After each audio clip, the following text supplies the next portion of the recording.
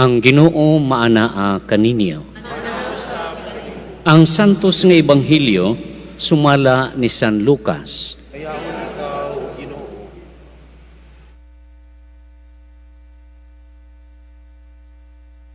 Humani ini gipili sa Ginoo ang laing kapid-ag duha ka lalaki.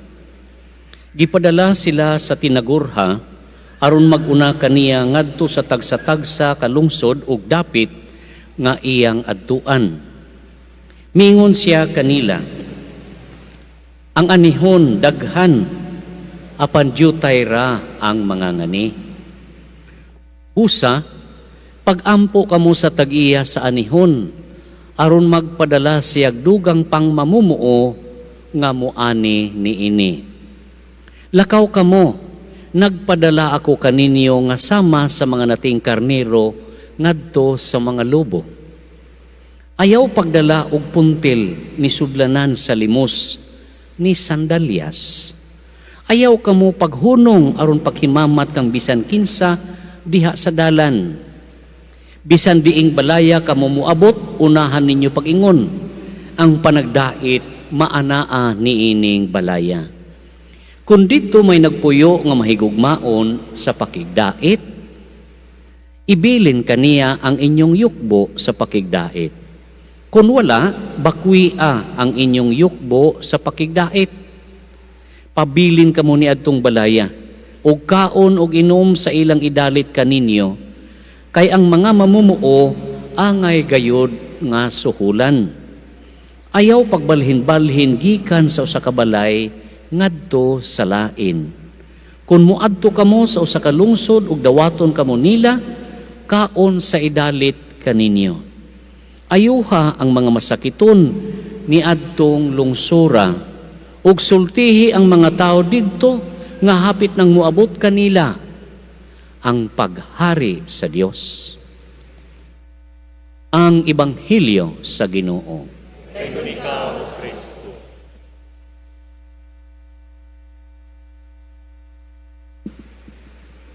Mayong hapon sa tanan.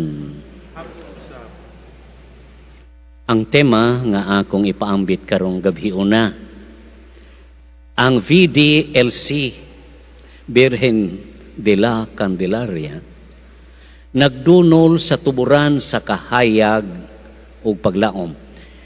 Ang picture niya kadtong statue sa Blessed Mother kanang naa sa kilid. Makita ninyo, wa siya mag-ingon ana, gidunol niya. Gidunol, munang naatay dunol dance. Iyang gihalad, balik sa Dios, o balik para pod sa ato. Okay. Gidunol niya ang tuburan sa kahayag o paglaom. Unsa may dagway anang taong nahubsan sa paglaom, itawag nato na sa Tagalog nga kapit sa patalim. Can you imagine patalim? Sundang, hait, hawiran nima?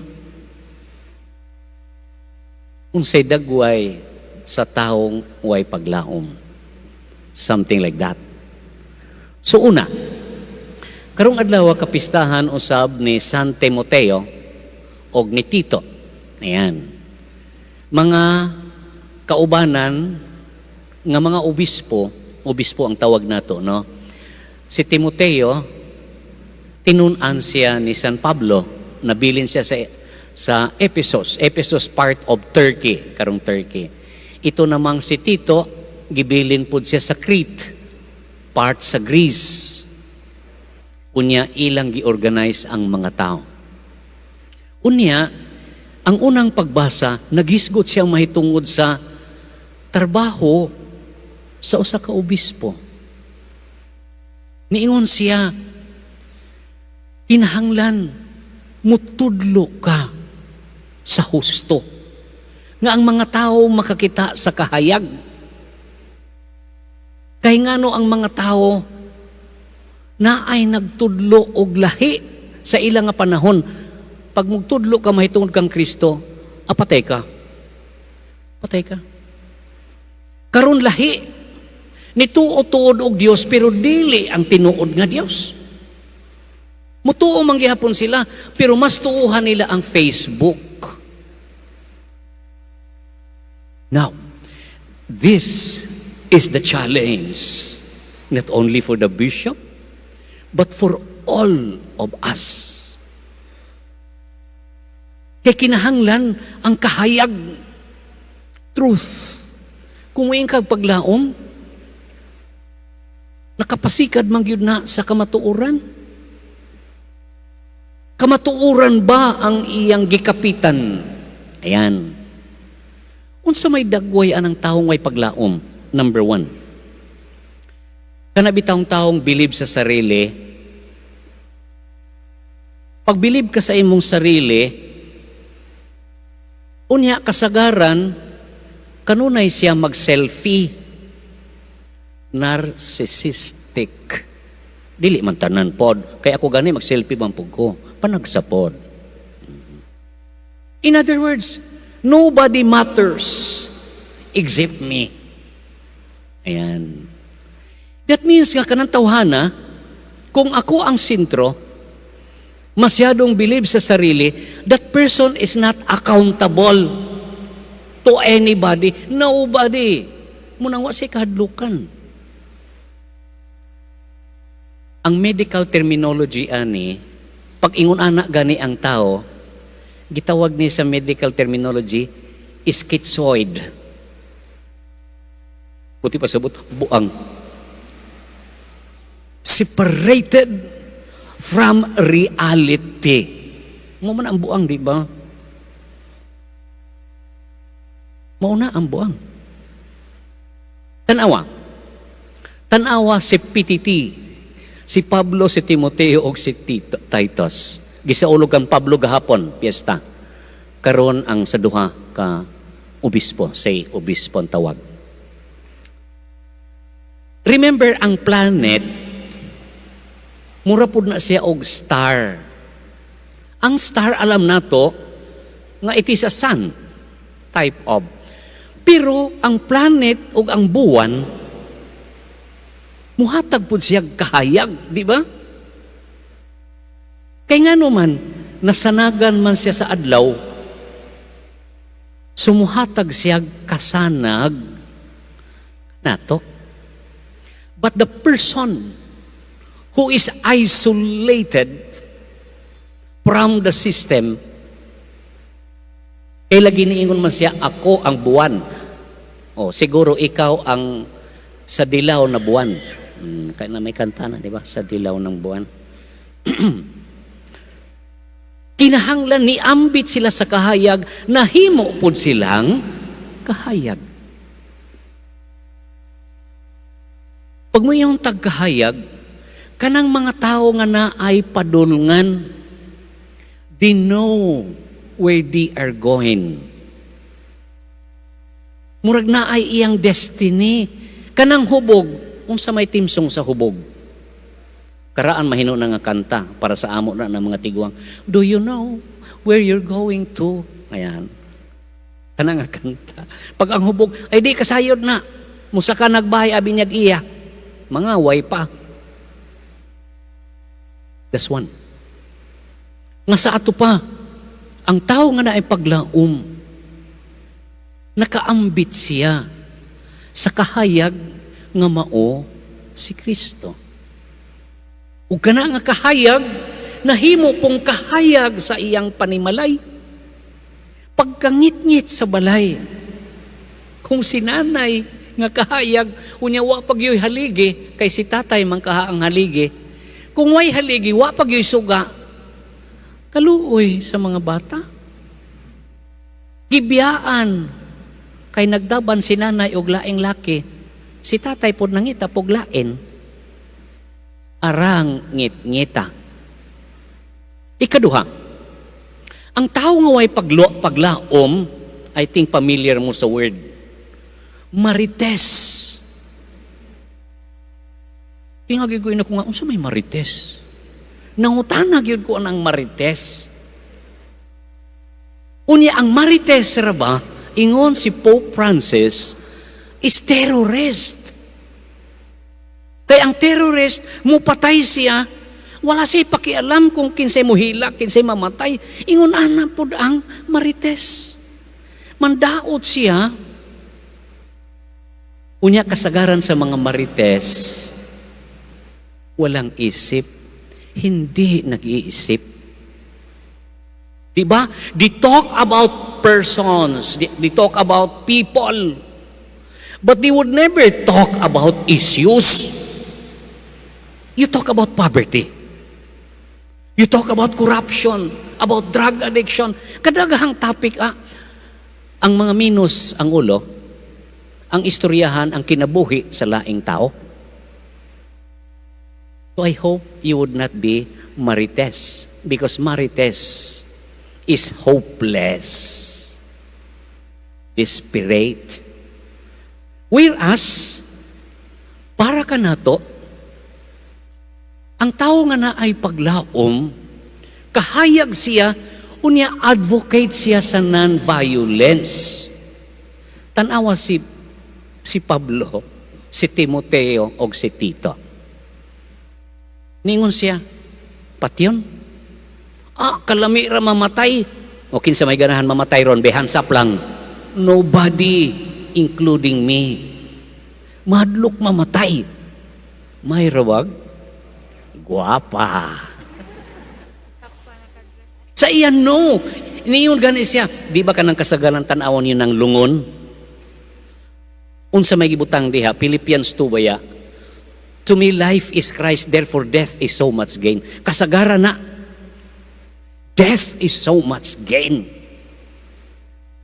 So you tell me that I'm going to die? No, I am not afraid of you. Muto ingon ni San Pablo. Wa siya mahadlok. Siya, mas nindot gani nga muuli na ko, pero daghan pa may trabahoon. So ang mga Marites, they are not concerned about others. Unsa ra may ila, ang ila ra mo nang pirmi mag-selfie. Sa gayon na nako dili pod tanan pahigayon.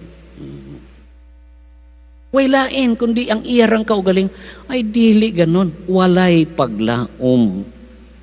So ang tao nga naay paglaom, andam siyang makig-discuss. Okay, we talk it out. Andam siyang mag-dialogue. Ang walang isip, patay siya, piyait mas die.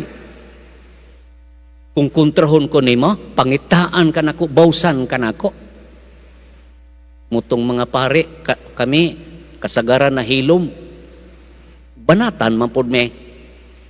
Maayo rapod. Ay, grabing banat. Kana mga tawanan, labaw para sa nangamatay. Kana mga pare. Adi, hilom lagi kay tinuod pod.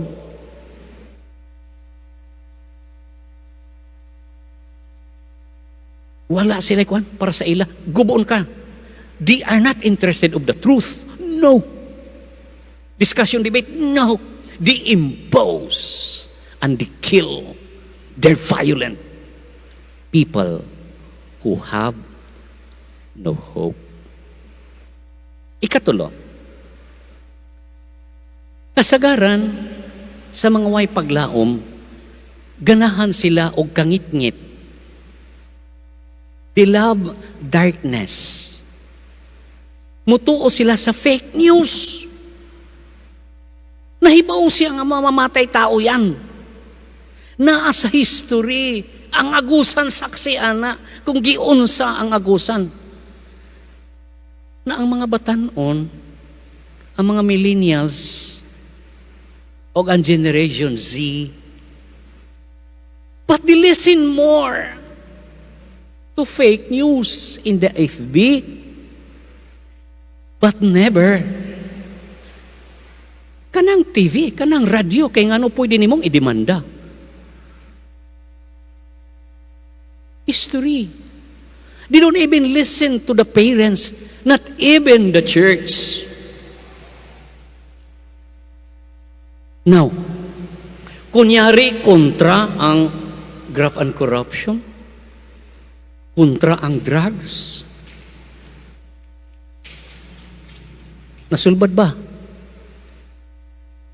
Pila ka tao ang gibuhis? Kabadbaran lang. Is that it? Ganun lang kasayon? Kaya nga naman di ay kung makasasala kung tinuod man. How come mo simba ka? Mudawat ka kang Kristo. Unya mo yung kang mirise. Can you do that as a Christian? Do you really believe in Him? Is He the light of the world? Now, mauni ang giingon nato kahayag. Dako ang atong trabaho nun. Mas musalig sila anang dili reliable. Para sa ila ang reliable kana siya.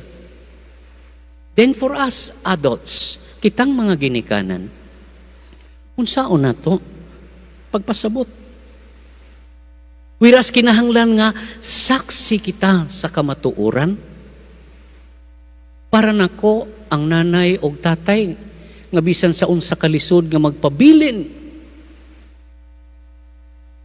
sa ilang mga anak, para nako mo'y unang saksi nga dili mo biya, dili biyaan ang mga kabataan. Dili igo ilabi na sa inahan. Nakita nako no ang nanay, mas grabe ang trabaho sa nanay. Ang tatay kahayahay baya. Tibok adlaw magbantay ang nanay, labi na kung baby pa. Paggagabi maogi hapon, ang bana gahagok ra. Tinuod nagtrabaho. Can you imagine? Saksi sa kamatuuran. Anda mo bayad, anda mo buhis sa iyang kinabuhi. Muna'y nahitabo kang San Pablo, kang San Timoteo, o kang Tito. Halos silang tanan tong una. Kang San Pablo, simple raman ang iya. Gipatuwad siya, tigbasa ang ulo. Apunsit, sirit. Patay siya. The same thing with these people. Kapakaran nato mga isuon, sa mahal nga Birhen, gidunol niya kanato ang Ginoong Hesus. Gidunol niya. Unya idunol po nato balik sa iya. Pagpuno ang atong kasing-kasing sa paglaom. Diba ningon si San Pablo, through hope we are saved. For in hope we are saved. Maluwas kita tungod sa atong paglaom. Unsay gilauman nimo nga maghari ang Dios. Musimba man tuod pero dili man Dios. Unsa may gidunol sa taga Surigao o taga Leyte, maayo ang atong parokya. No, nakabati ko, bugas, tubig, unya murag, I understand, mga sin, plywood, naa, kanindot kaayo, nga wala tamag, pasagad. Sumanghinaota nga nining kapistahan sa mahal nga Birhen, nga sama kaniya, idunol nato si Kristo. Kita mismo mamahimong kahayag kaysa atong kaugalingon puno kita sa paglaom. Ug ang tao nga puno sa paglaom, malipayon, naa sa kahayag, manggihatagon, malahotayon, hinaot paunta. Sa ngalan samahan sa Anak sa Espiritu Santo. Amen. Manindo kita ug atong ipadangat ang atong mga pangamuyo ngadto sa atong langit nung Amahan. Sa matag tubag